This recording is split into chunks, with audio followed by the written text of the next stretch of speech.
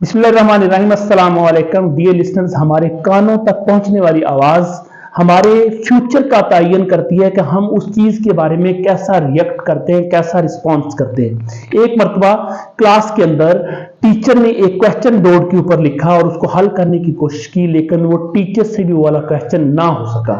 तो टीचर ने कहा, बच्चों को ये असाइनमेंट दी कि बेटा कल की डे में आप ये वाला क्वेश्चन हल करके आएंगे।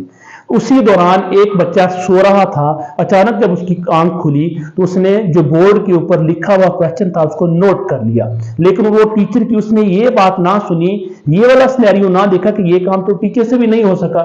अगले दिन तमाम स्टूडेंट्स को भी असाइनमेंट दी गई थी, उस बच्चे को भी असाइनमेंट दी गई थी, लेकिन सभी स्टूडेंट्स ने ये सोच लिया ये तो हमारे टीचर से भी नहीं हुआ, हम कैसे करेंगे। तो उन्होंने बिल्कुल भी वो वाला क्वेश्चन सॉल्व ना किया।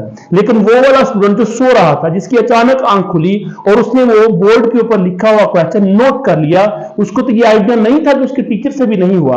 उसको चैलेंज बना लिया कि मेरे टीचर ने तो मुझे होमवर्क दिया, ये तो मैंने काम करना है। तो उसने हर एंगल से हर एफर्ट की और एट द एंड वो वाला क्वेश्चन सॉल्व कर लिया। अगले दिन जब वो क्लास में पहुंचा तो टीचर ने कहा कि जी बेटा, जो मैंने आपको असाइनमेंट दी थी किसने हल की है।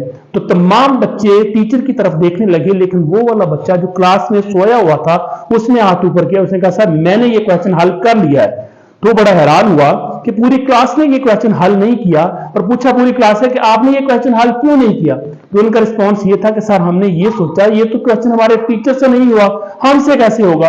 तो वो स्टूडेंट ने कहा सर ये वाली बात तो मैंने सुनी नहीं, ये वाली बात तो मैंने देखी नहीं, मैं तो सोया हुआ था। अचानक जब मेरी आंख खुली तो मुझे तो लगा ये तो असाइनमेंट है, ये तो हर सूरत करनी है।